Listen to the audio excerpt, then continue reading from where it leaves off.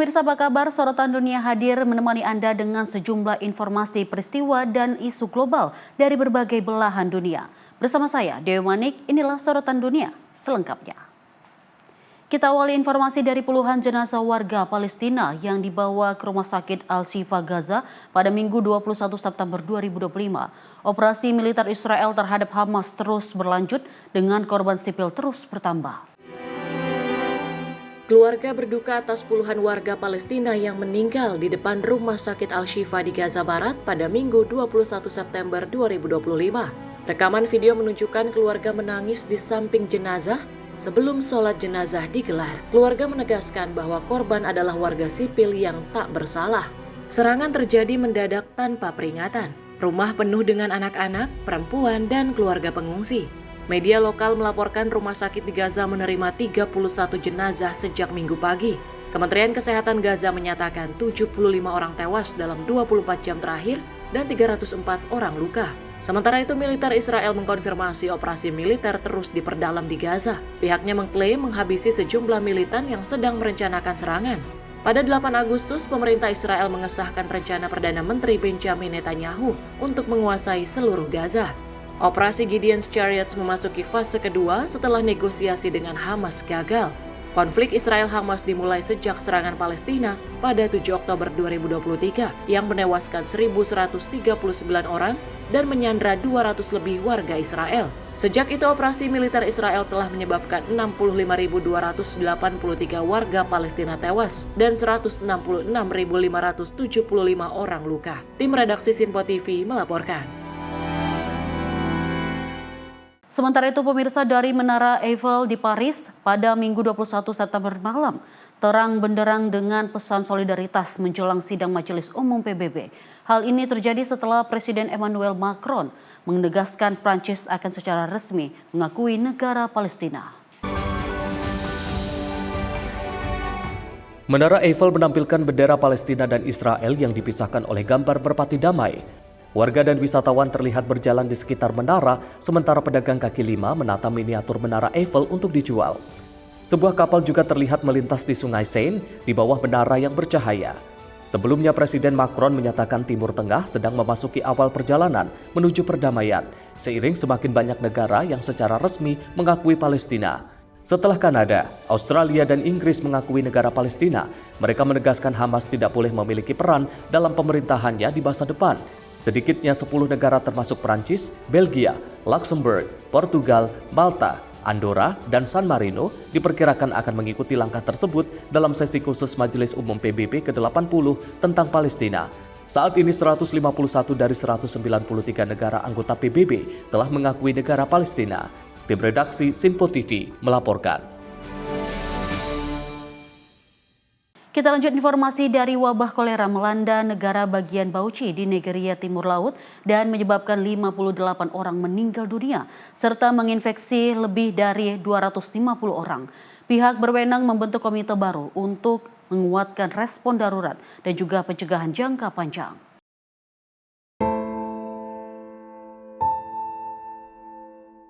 Wabah kolera di negara bagian Bauchi, Nigeria Timur Laut telah menyebabkan 58 orang meninggal dan lebih dari 250 orang terinfeksi. Rekaman video di kota Bauchi menunjukkan dokter dan tenaga kesehatan merawat pasien di ruangan rumah sakit. Seorang pasien bernama Hafsat Mohammed mengungkapkan dirinya menderita sakit kepala, pusing, dan sulit bernafas. Setelah perawatan awal di rumah sakit komunitas, ia dipindahkan ke fasilitas spesialis untuk perawatan lebih lanjut.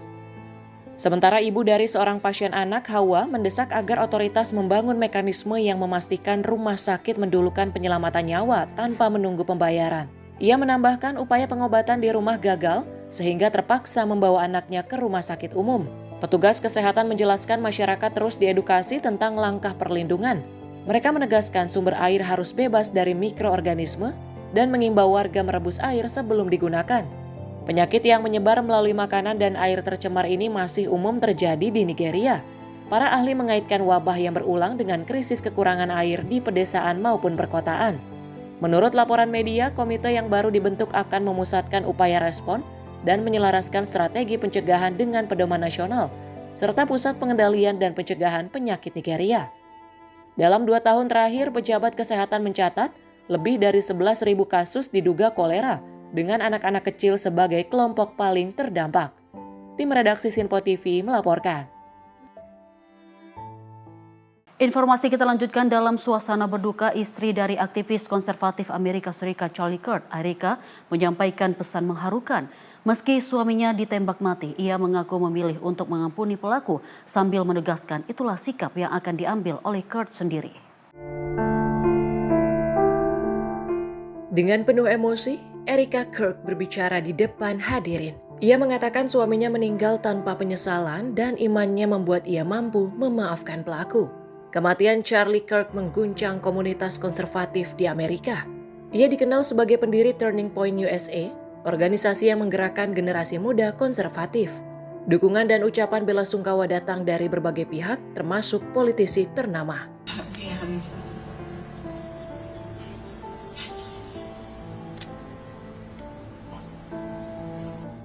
Forgive him.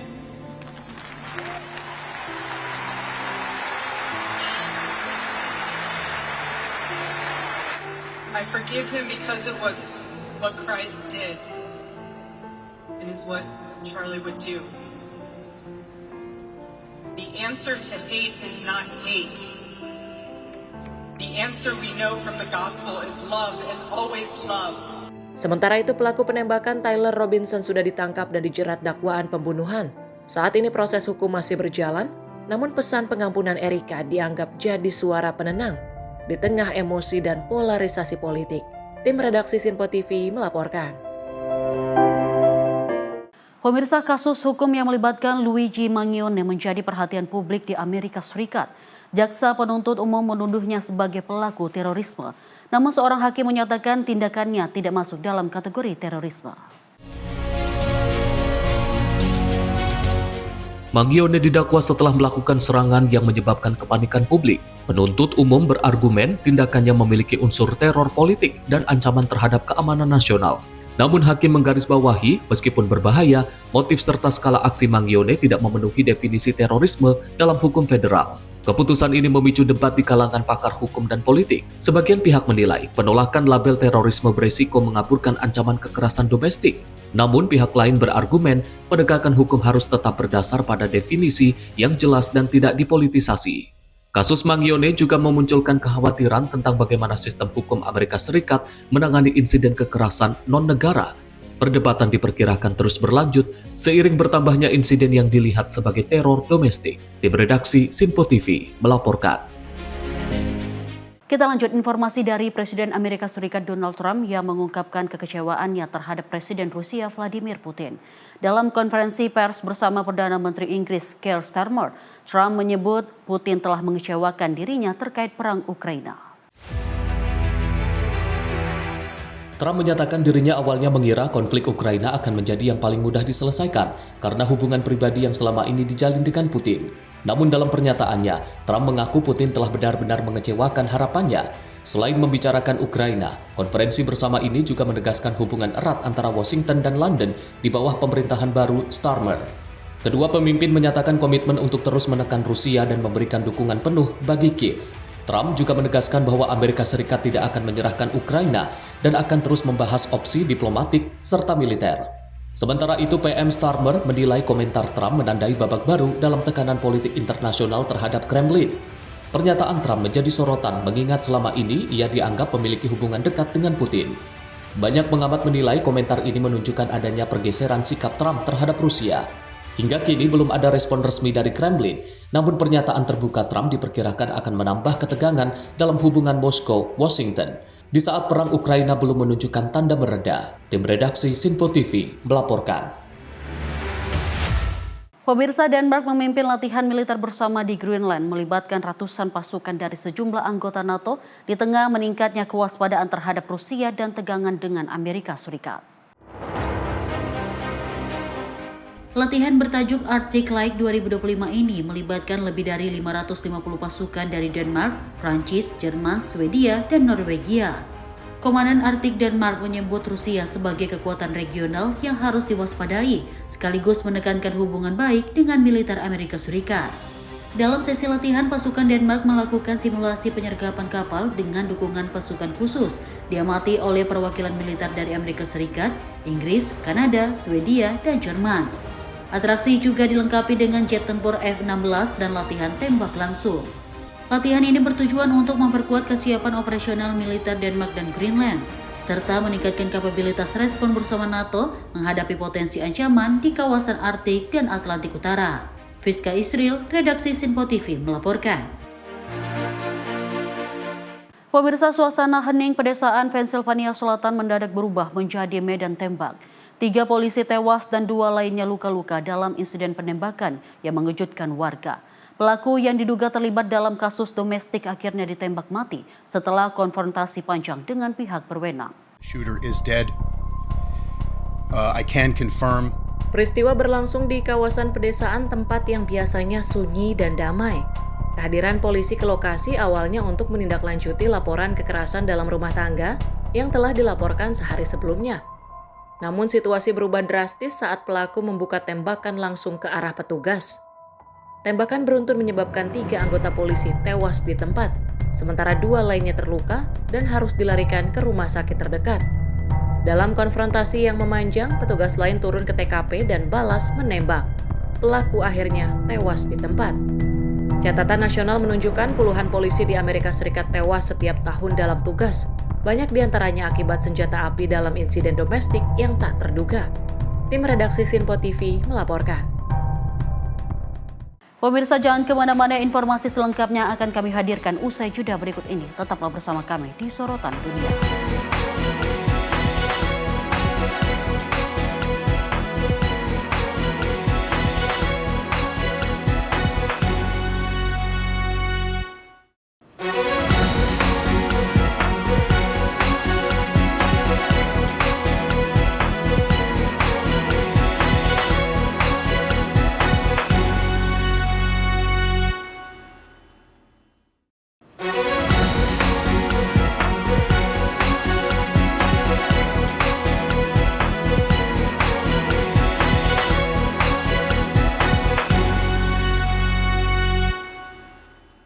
Terima kasih pemirsa, Anda kembali menyaksikan Sorotan Dunia dan informasi. Kita lanjutkan kembali. Pemirsa, militer Ukraina semakin serius mengembangkan teknologi robot untuk digunakan di medan tempur. Dan langkah ini diharapkan bisa meningkatkan efisiensi operasi dan mengurangi korban jiwa di tengah konflik berkepanjangan dengan Rusia. Rekaman uji coba menunjukkan kendaraan robotik darat dengan berbagai fungsi seperti membawa amunisi, melakukan misi pengintaian, hingga memberikan dukungan tembakan di garis depan. Pihak militer menyebut teknologi ini sebagai solusi untuk mengatasi kekurangan pasukan tempur yang jadi masalah serius. Sejumlah pakar menilai penggunaan robot tempur bisa membuka era baru dalam strategi pertahanan Ukraina. Namun mereka mengingatkan ada tantangan teknis dan etis, termasuk risiko kerusakan sistem atau penyalahgunaan teknologi. Di tengah pertempuran yang terus berlanjut, Ukraina berupaya mengimbangi keunggulan militer Rusia dengan inovasi teknologi. Robot tempur diperkirakan akan semakin banyak digunakan di medan perang ke depan. Tim redaksi Sinpo TV melaporkan. Kita lanjut informasi dari keikutsertaan Indonesia di Expo 2025 Osaka yang berhasil raih komitmen investasi 23,8 miliar dolar Amerika Serikat dengan target realisasi mulai 2026. Presiden Prabowo Subianto hadir langsung untuk mendukung pencapaian ini.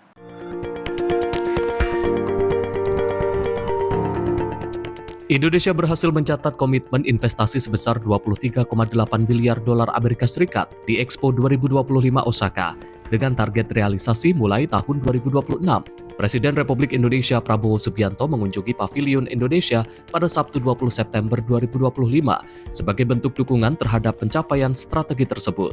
Partisipasi Indonesia di Expo 2025 Osaka juga dimanfaatkan untuk memperkuat citra nasional dengan menegaskan komitmen pada pembangunan berkelanjutan. Pavilion Indonesia mengusung konsep kapal besar yang melambangkan bangsa bahari dan visi Indonesia Emas 2045. Seperti dijelaskan oleh Vivi Yulaswati, Deputi Ekonomi dan Transformasi Digital Bappenas, serta Komisaris Jenderal Pavilion Indonesia. Pavilion ini berhasil menarik perhatian tokoh-tokoh dunia, termasuk Pangeran, Perdana Menteri, dan Menteri. Konsep besar dari Pavilion Indonesia sebenarnya menggambarkan sejarah panjang kehidupan masyarakat Indonesia sebagai bangsa maritim.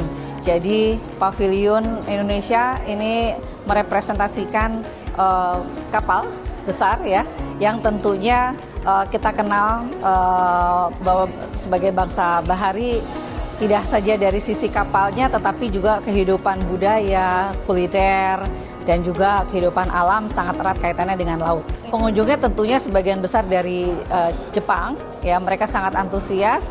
Namun juga kita mendapat kunjungan banyak dari pengunjung negara-negara lain. Kemudian juga dari prominent people, ya ada beberapa prince, kemudian Perdana Menteri untuk hadir juga di sini secara khusus, dan juga tentunya dari Indonesia. Menteri Perencanaan Pembangunan Nasional Rahmat Pambudi juga hadir dalam kegiatan ini. Penyelenggaraan Expo juga menjadi ajang untuk memperluas kerjasama di bidang pariwisata dan perdagangan. Dukungan datang dari berbagai pihak, termasuk kementerian, pemerintah daerah, pelaku bisnis, dan masyarakat.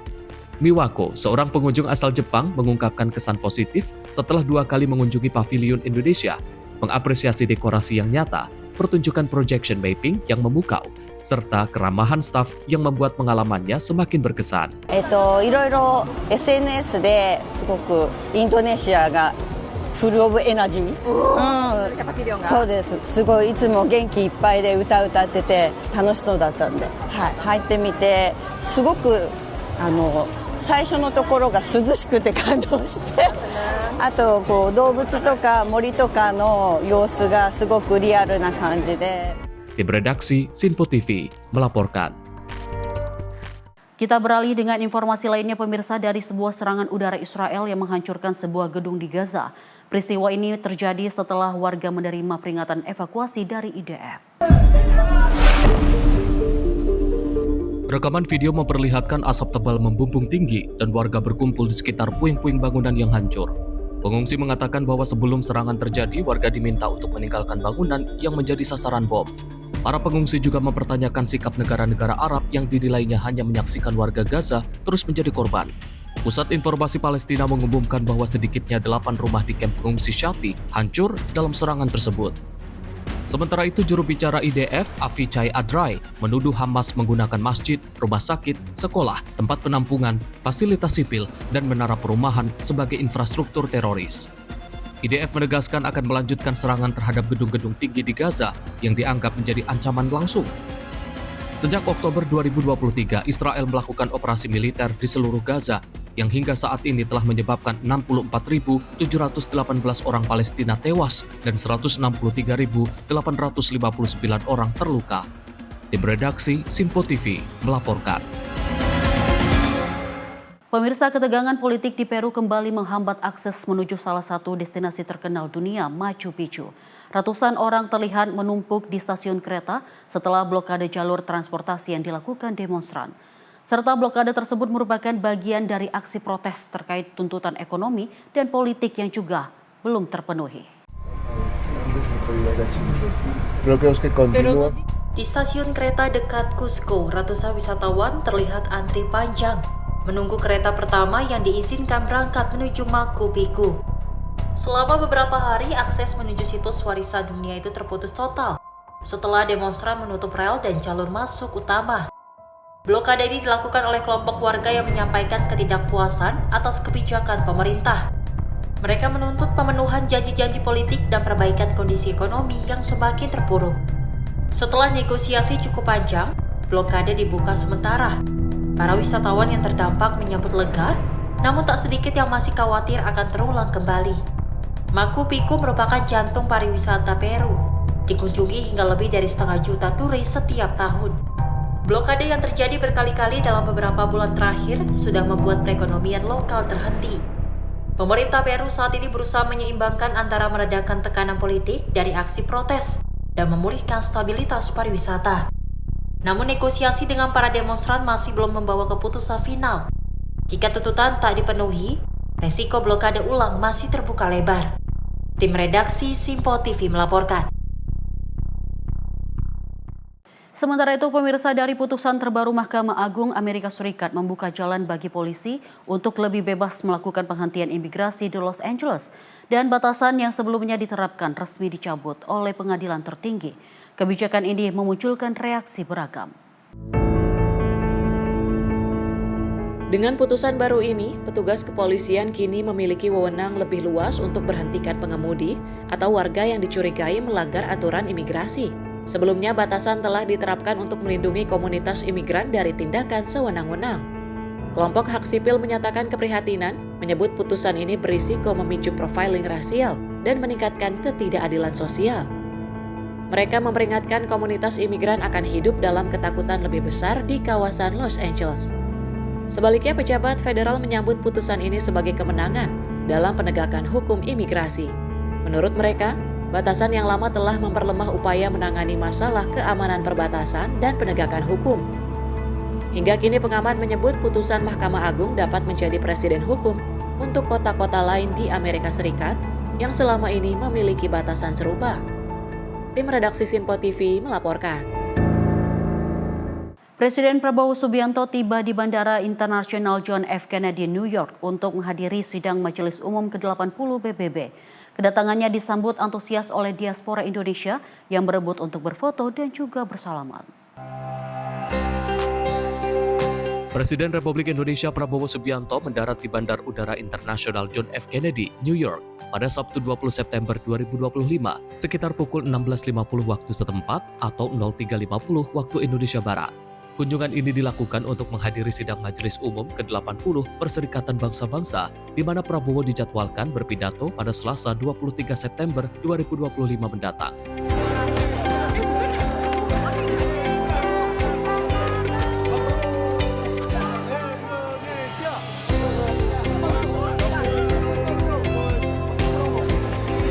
Sambutan meriah dari diaspora Indonesia mewarnai kedatangan Prabowo di hotel tempatnya menginap. Momen hangat terlihat saat Prabowo menyempatkan diri untuk bersalaman, memberikan tanda tangan, serta berfoto bersama para warga yang telah menunggunya.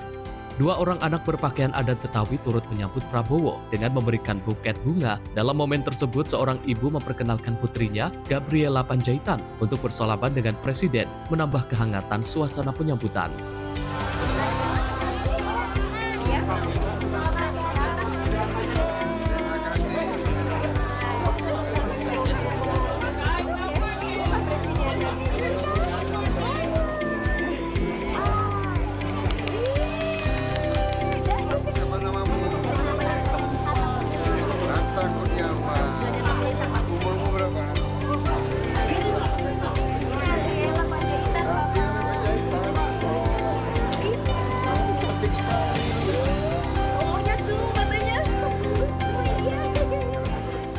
Tim redaksi Sinpo TV melaporkan. Kita lanjut informasi dari Menaker. Yashirli melepas 1.300 peserta magang ke Jepang di Balai Besar Pelatihan Vokasi dan Produktivitas Bandung, Jawa Barat pada Sabtu 20 September 2025. Yashirli mengatakan ini merupakan salah satu bentuk kerjasama erat antara Indonesia dan Jepang yang telah terjalin selama bertahun-tahun. Menteri Ketenagakerjaan Yashirli didampingi Dirjen Bina Lovotas Agung Nur Rohmat melepas 1.300 peserta magang ke Jepang di Balai Besar Pelatihan Vokasi dan Produktivitas Bandung, Jawa Barat. Para peserta akan menjalani magang di perusahaan manufaktur, pertanian, konstruksi, perawat lansia, perhotelan, dan pengolahan makanan antara lain di kota Hokkaido, Osaka, Okinawa, hingga Fukuoka, Jepang. Yashirli mengatakan program magangnya bertema Belajar ke Negeri Sakura, Berkarya untuk Nusantara. Ini merupakan salah satu bentuk kerjasama erat antara Indonesia dan Jepang yang telah terjalin selama bertahun-tahun. Yashirli menegaskan program pemagangan ini tak hanya memberikan kesempatan kepada generasi muda Indonesia untuk meningkatkan keterampilan teknis, kedisiplinan, dan etos kerja, tetapi juga membuka wawasan global yang sangat berharga bagi masa depan bangsa. Yang adik-adik juga harus pegang adalah semangat untuk maju. Masa magang adalah masa kita untuk belajar, bukan masa untuk panen, untuk bersenang-senang. 2 tahun, 3 tahun itu masa yang pendek. Ingat, kesempatan di luar negeri mahal, Adik-adik harus bisa manfaatkan setiap jam yang ada untuk belajar sesuatu yang baru. Menaker juga menghimbau agar para peserta memanfaatkan kesempatan magang ini untuk menimba ilmu dan pengalaman sebanyak-banyaknya bagi keterampilan teknis maupun soft skills. Tim redaksi Sinpo TV melaporkan. Pemirsa, penyaluran bantuan kemanusiaan di Gaza berujung tragedi. Puluhan orang tewas saat berebut paket bantuan yang dijatuhkan dari udara dan didistribusikan melalui darat. Insiden ini sekaligus menegaskan krisis kemanusiaan yang semakin menghimpit di wilayah tersebut. Saksi mata menyebutkan ratusan warga berlari mengerubungi titik jatuhnya paket bantuan. Dalam kekacauan itu, banyak orang terinjak dan tergilas kendaraan saat bantuan darat tiba. Tim medis melaporkan puluhan orang tewas dan puluhan lainnya terluka. Kondisi Gaza saat ini sudah sangat terpuruk. Keterbatasan makanan, air, dan obat-obatan membuat warga nekat berburu bantuan meski nyawa menjadi taruhan. Sejumlah organisasi internasional mendesak adanya mekanisme penyaluran yang aman agar bantuan benar-benar sampai tanpa menimbulkan korban tambahan. Insiden ini sekaligus menunjukkan betapa mendesaknya solusi jangka panjang untuk menangani krisis di Gaza. Tim redaksi Sinpo TV melaporkan. Kita lanjut, informasi dari banjir besar melanda Pakistan Timur. 1,2 juta orang terdampak, 250.000 warga terpaksa mengungsi dari rumah mereka. Dan tragedi ini menjadi salah satu bencana terburuk yang dialami Pakistan selama beberapa tahun terakhir. Gambar dari lokasi menunjukkan air lumpur yang merendam permukiman, sawah, dan pasar. Sejumlah desa tenggelam hingga menyisakan atap rumah. Sementara warga terpaksa mengungsi dengan perahu darurat. Anak-anak dan lansia menjadi kelompok paling rentan dalam proses evakuasi di sejumlah daerah. Banjir juga melumpuhkan jalan nasional dan merusak jembatan penghubung. Kondisi ini menyulitkan pengiriman bantuan serta memutus akses ke wilayah pedalaman yang terisolasi. Ratusan sekolah dan fasilitas kesehatan juga tergenang, menyisakan tantangan baru dalam penanganan darurat. Pemerintah Pakistan telah mengerahkan ribuan anggota militer dan tim SAR untuk melakukan evakuasi, pencarian dan penyaluran logistik. Tentara menggunakan helikopter untuk menjatuhkan paket bantuan ke desa-desa yang terputus dari jalur darat. Sejumlah organisasi kemanusiaan menyalurkan obat-obatan, selimut, dan bahan pangan pokok. Otoritas Pakistan menyatakan operasi penyelamatan akan terus dilakukan hingga seluruh warga terjangkau. Tim redaksi Sinpo TV melaporkan. Pasukan bersenjata Israel diterjunkan ke kota Ramallah, Palestina pada Selasa 16 September 2025. Penembakan dan penggunaan gas air mata dilaporkan terjadi saat operasi penggerebekan di sebuah permukiman. Gambar menunjukkan tentara Israel diterjunkan di lingkungan Ramallah Al-Tahta, melepaskan tembakan gas air mata dan granat kecil. Media Palestina melaporkan pasukan IDF menggeledah sebuah gedung dekat sekolah UNRW Male dan memasuki apartemen milik seorang tahanan bernama Hana Baidak yang turut dibawa dalam operasi tersebut. Baidak dan suaminya ditangkap di rumah mereka pada 7 September 2025 lalu. Namun sang suami dibebaskan sehari setelahnya. Baidak dilaporkan masih ditahan di bagian penyidikan penjara Al-Jalama, serta diduga tidak diizinkan bertemu pengacara. Hingga berita ini diturunkan, IDF belum memberikan komentar resmi terkait penggerebekan. Operasi militer Israel di wilayah tepi barat terus berlanjut. Ketegangan di tepi barat meningkat sejak 7 Oktober 2023, dengan lebih dari 759 warga Palestina tewas akibat aksi militer Israel atau serangan pemukim, berdasarkan keterangan Kementerian Kesehatan Palestina. Sementara otoritas Israel mengklaim lebih dari 26 warga Israel tewas akibat serangan Palestina di tepi barat. Tim redaksi Sinpo TV melaporkan. Sementara itu, pemirsa, dari Wakil Presiden Uni Emirat Arab Sheikh Mansyur bin Zayed Al Nahyan memimpin delegasi negerinya dalam KTT Darurat Arab Islam dan sesi khusus Dewan Kerjasama Gulf di Doha. Dalam pernyataan resmi, Uni Emirat Arab menyatakan dukungan penuh untuk Qatar yang menjadi target serangan Israel.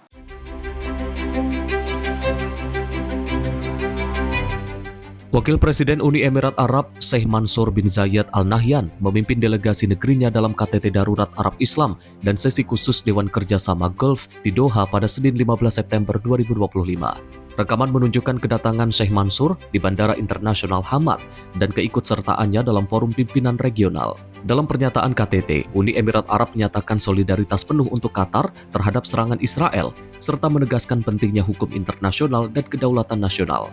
Uni Emirat Arab menyebut keamanan Gulf sebagai satu kesatuan yang tidak dapat dipisahkan. Uni Emirat Arab juga menyampaikan belasungkawa untuk korban, serta mengingatkan bahwa eskalasi yang berlanjut dapat mengancam perdamaian dan keamanan regional maupun global. Qatar mengecam serangan tersebut dan menegaskan tidak akan mentolerir tindakan yang mengganggu keamanan serta kedaulatannya.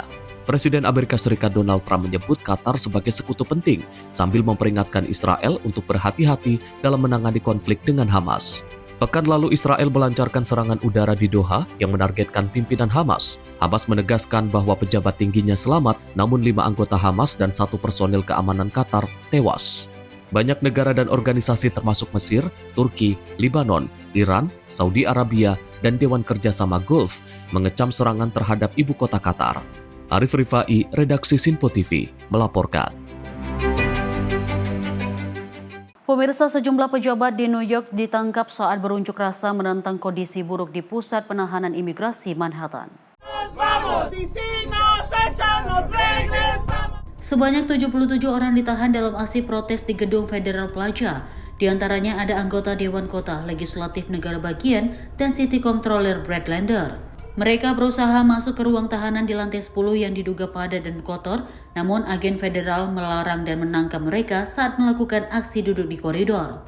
Insiden ini terjadi sehari setelah Hakim Federal memerintahkan ICE untuk memperbaiki kondisi mulai dari kebersihan, ruang yang layak, sampai fasilitas dasar seperti sabun dan produk higienis. Pejabat dan pengunjuk rasa menuding petugas imigrasi berusaha menutup-nutupi kondisi di dalam, bahkan mengunci pintu dengan zip ties dan menutup celah dengan lakban agar tidak terlihat dari luar. Mereka juga mengkritik tindakan petugas yang disebut tertawa saat menangani proses penahanan, sesuatu yang dinilai menunjukkan sikap tidak manusiawi terhadap para tahanan. Fiska Yusril, Redaksi Sinpo TV, melaporkan. Dan pemirsa, informasi lainnya akan kami hadirkan usai jeda berikut ini. Tetaplah bersama kami di Sorotan Dunia.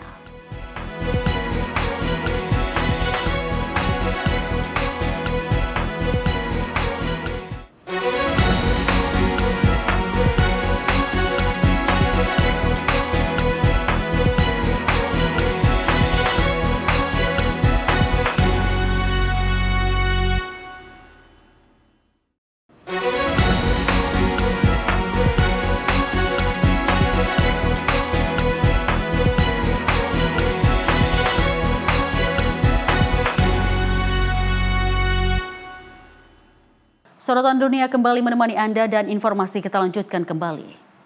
Pemirsa, Inggris, Australia, dan Kanada secara resmi mengakui negara Palestina dan langkah ini memicu reaksi marah dari Israel yang menolak kemungkinan terbentuknya negara Palestina. Inisiatif terkoordinasi 3 negara persemakmuran ini mencerminkan kemarahan atas perang Israel di Gaza dan perluasan permukiman di tepi barat yang dianggap menghambat solusi 2 negara. Perdana Menteri Inggris Keir Starmer menegaskan pengakuan ini bertujuan menghidupkan kembali harapan perdamaian dan bukan sebagai hadiah bagi Hamas. Starmer menyebut Inggris bergabung dengan lebih dari 150 negara yang telah mengakui Palestina. I state clearly, as Prime Minister of this great country, that the United Kingdom formally recognizes the state of Palestine. I set out in July the terms upon which we would act in line with our manifesto to recognize Palestinian statehood. That moment has now arrived. So today, to revive the hope of peace and a 2-state solution, I state clearly, as Prime Minister of this great country, that the United Kingdom formally recognizes the state of Palestine. We recognized the state of Israel more than 75 years ago as a homeland for the Jewish people. Today, we join over 150 countries who recognize a Palestinian state also. A pledge to the Palestinian and Israeli people that there can be. Sementara itu, Perdana Menteri Israel Benjamin Netanyahu menolak keras langkah tersebut. dan menegaskan negara Palestina tidak akan pernah terwujud. Sementara itu, Hamas mendorong komunitas internasional untuk mengisolasi Israel. Di hari yang sama, Portugal juga mengumumkan pengakuan terhadap Palestina. Tim redaksi Sinpo TV melaporkan. Pemirsa, ibadah misa di sebuah gereja kecil di El Carmelo, Kolombia berubah dramatis menjadi kekacauan. Doa dan nyanyian jemaat tiba-tiba terhenti saat suara tembakan beruntun menggema di luar gedung gereja. Insiden ini diduga kuat merupakan bagian dari serangan yang dilancarkan kelompok pemberontak disiden FARC yang masih aktif di wilayah pedalaman Kolombia.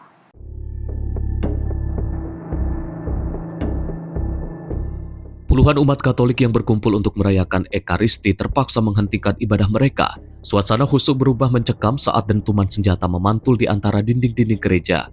Anak-anak berlari mencari orang tua mereka, sementara sebagian jemaat berdesakan menuju altar dan sudut-sudut ruangan untuk bersembunyi. Pihak militer Kolombia mengkonfirmasi bahwa baku tembak terjadi di sekitar kota El Carmelo antara pasukan keamanan dan sekelompok pemberontak disiden yang menolak menandatangani perjanjian damai 2016. Kelompok ini terlibat dalam perdagangan kokain, penguasaan wilayah pedesaan, dan memanfaatkan warga sipil sebagai perisai hidup. Meski tidak ada korban jiwa dilaporkan di dalam gereja, beberapa jemaat menderita luka ringan akibat terjatuh dan terinjak saat kepanikan terjadi. Kehidupan sehari-hari warga di El Carmelo yang selama ini tergantung pada pertanian, kini kian diliputi rasa takut. Banyak di antara mereka memilih mengungsi sementara ke kota-kota tetangga. Sejak ditandatanganinya perjanjian damai dengan FARC, pemerintah Kolombia berhasil mengurangi intensitas konflik. Namun fragmen-fragmen pemberontak yang menolak perjanjian tersebut masih berkeliaran dan menjadi penghalang besar bagi stabilitas di wilayah pedalaman. Kelompok-kelompok ini diperkirakan masih menguasai ratusan anggota bersenjata yang teguh melanjutkan perlawanan. Tim redaksi Sinpo TV melaporkan. Untuk pertama kalinya sejak dijatuhi vonis penjara selama 27 tahun, mantan Presiden Brazil Jair Bolsonaro muncul kembali di hadapan publik. Bolsonaro terlihat keluar dari kediamannya di Brasilia untuk menjalani prosedur medis di sebuah rumah sakit setempat.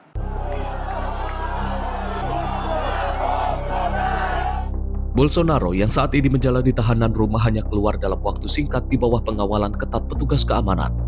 Kehadirannya seketika menarik perhatian publik dan media, mengingat ini merupakan penampilan perdana setelah vonis berat dijatuhkan oleh pengadilan.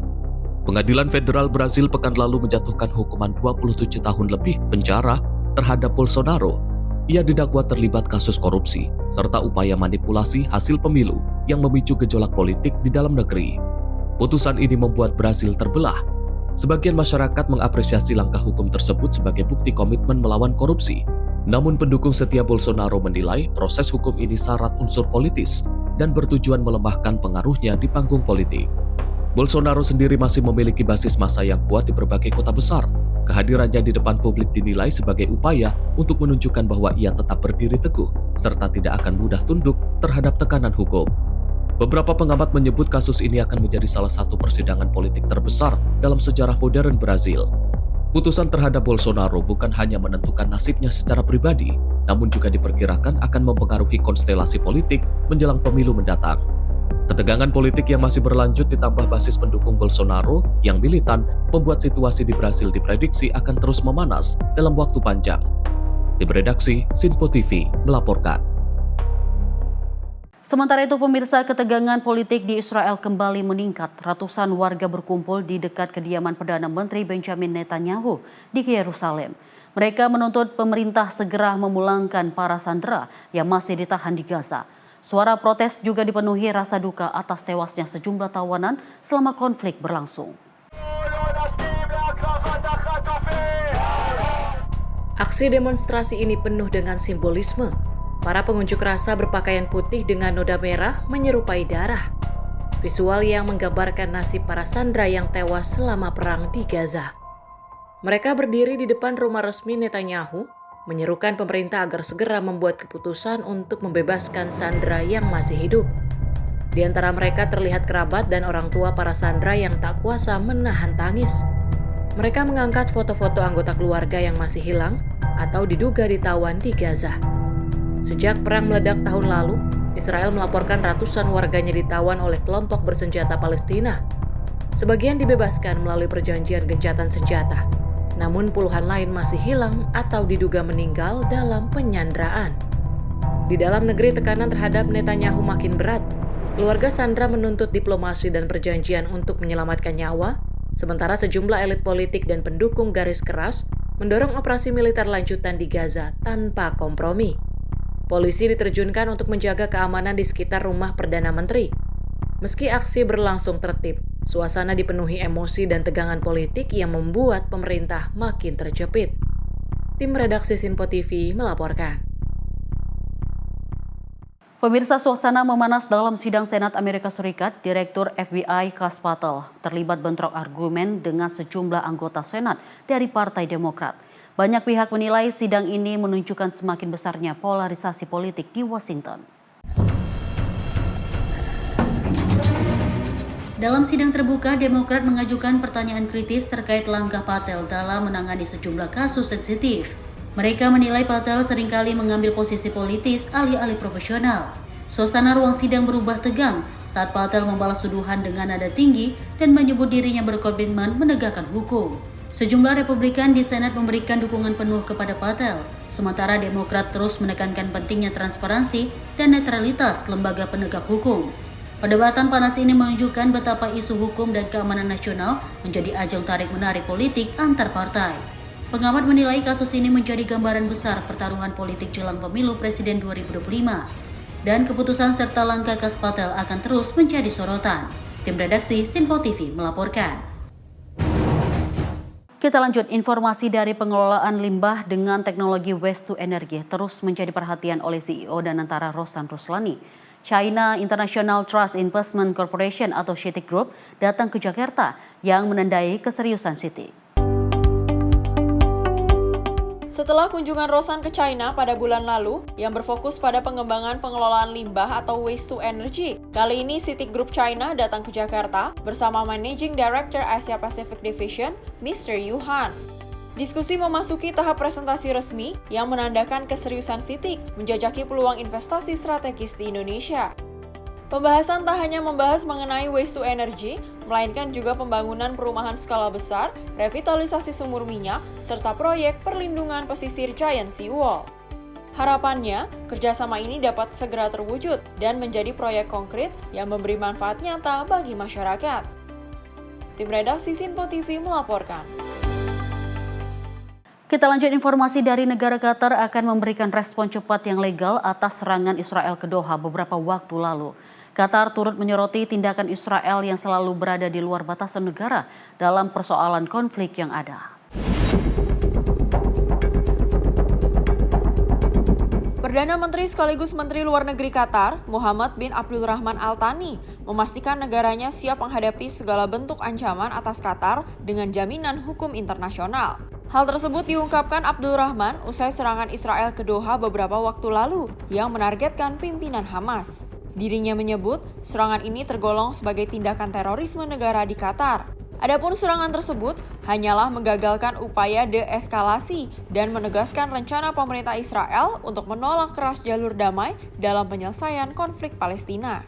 إن تمادي إسرائيل في انتهاك القانون الدولي والقيم الإنسانية والأعراف الدبلوماسية تجلى في الهجوم الهمجي الذي وقع في وضح النهار في مدينة الدوحة في منطقة سكنية تضم مساكن ومدارس ورياض للأطفال وبعثات دبلوماسية، وأدى إلى استشهاد أحد عناصر أجهزة الأمن وسقوط ضحايا مدنيين، ولا يمكن توصيف هذا الاعتداء إلا بأنه إرهاب دولة، وهو نهج تتبعه الحكومة الإسرائيلية الحالية المتطرفة ويضرب القانون الدولي بعرض الحائط ويستهدف أمن المنطقة بأسرها في تحد سافر للشرعية الدولية. Dari Jakarta, tim redaksi Sinpo TV melaporkan.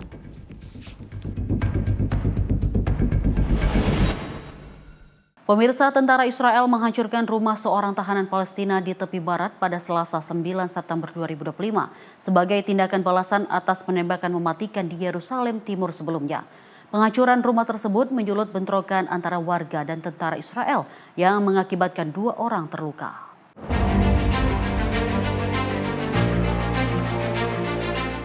Rekaman menunjukkan momen penghancuran rumah tahanan Palestina Tebet Masalma di kota Beit Awa, wilayah barat daya Hebron. Tentara Pertahanan Israel atau IDF mengepung rumah Masalma dan melarang warga menghampiri sebelum menanam bahan peledak di dalamnya.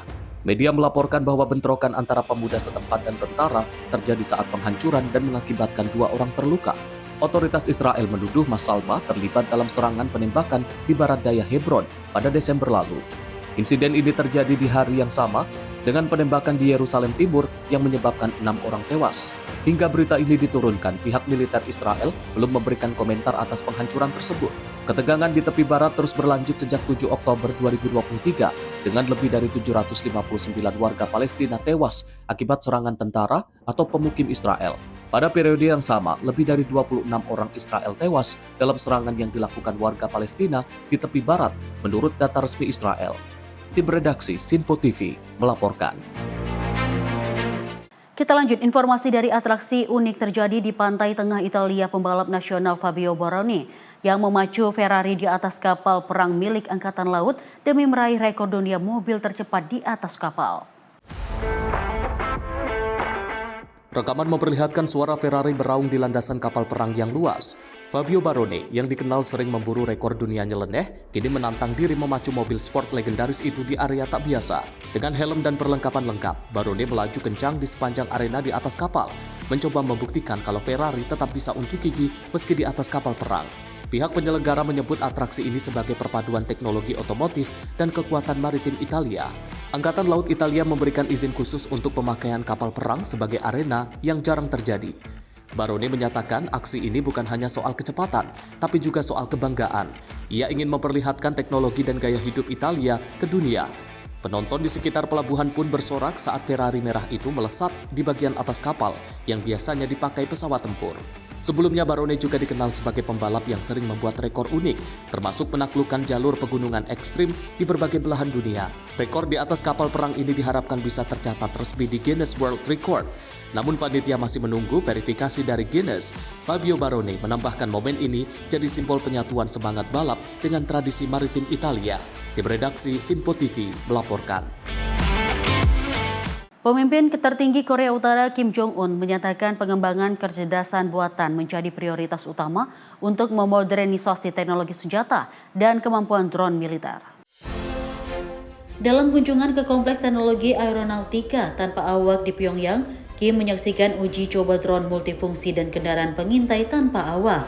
Ia menekankan pentingnya pengembangan cepat teknologi AI untuk meningkatkan sistem senjata nirawak, serta mendorong perluasan produksi massal drone.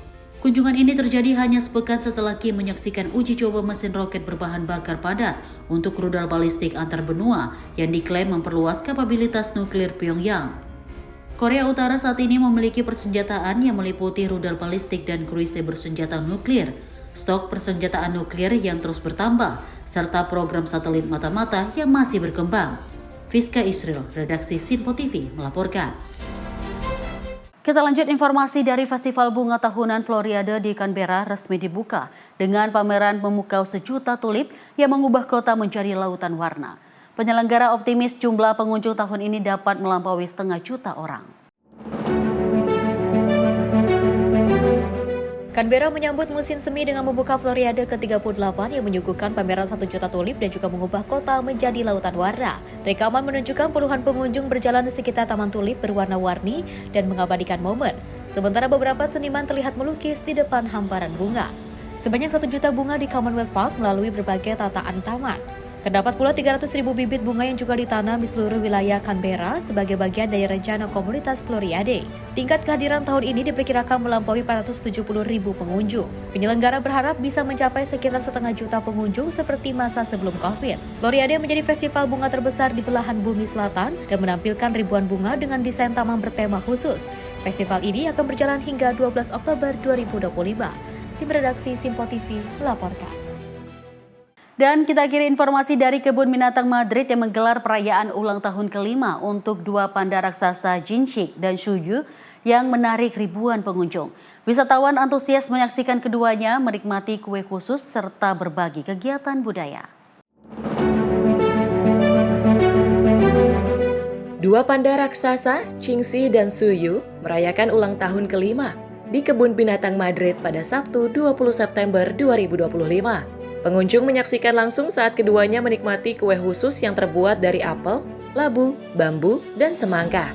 Jinchik dan Shuyu yang lahir pada 2020 tiba di Spanyol pada April 2024 melalui kerjasama antara Kebun Binatang Madrid dan China Wildlife Conservation Association. Keduanya akan tinggal di Spanyol selama 10 tahun dalam program konservasi dan pembiakan.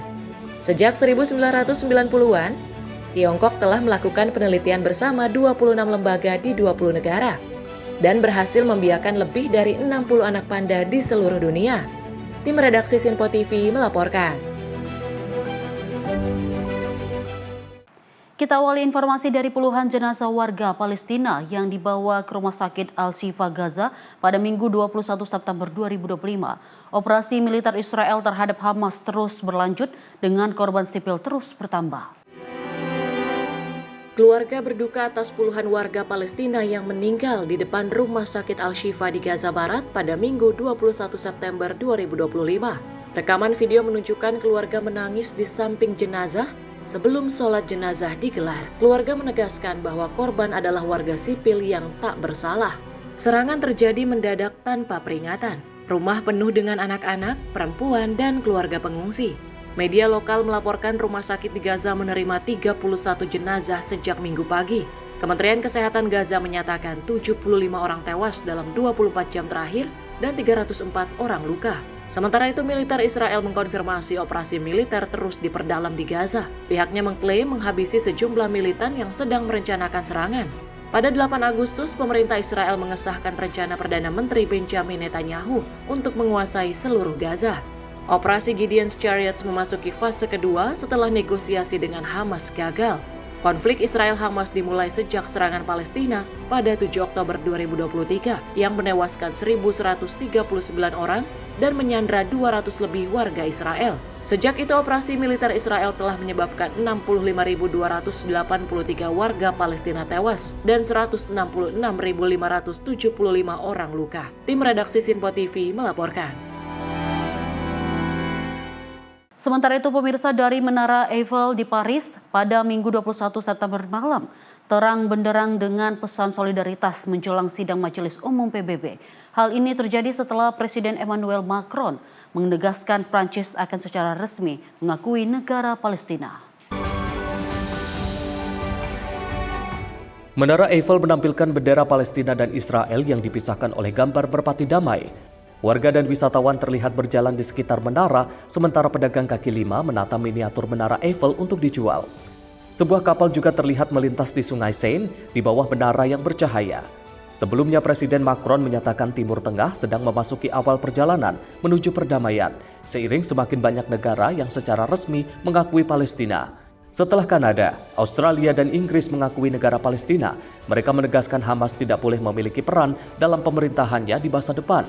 Sedikitnya 10 negara termasuk Prancis, Belgia, Luxembourg, Portugal, Malta, Andorra, dan San Marino diperkirakan akan mengikuti langkah tersebut dalam sesi khusus Majelis Umum PBB ke-80 tentang Palestina. Saat ini 151 dari 193 negara anggota PBB telah mengakui negara Palestina. Tim redaksi Sinpo TV melaporkan. Dan pemirsa, demikian informasi Sorotan Dunia edisi kali ini. Saya Dewi Manik dan mewakili kru yang bertugas pamit. Terima kasih atas kebersamaan Anda. Sampai jumpa.